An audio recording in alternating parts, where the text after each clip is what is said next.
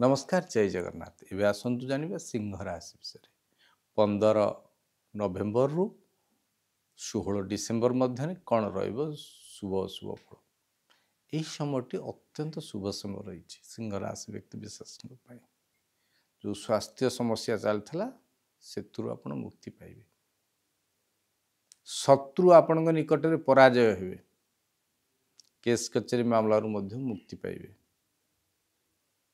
जानवाहन भूमि क्रयर सुजोग आसो भूमि क्रय कर नूतन भूमि क्रय कर गृह क्रय कर अत्यंत शुभ समय रही छात्र छात्री मानक गृहिणी मानक समयटी अत्यंत शुभ रही जो मैंने प्रोफेशन करुँच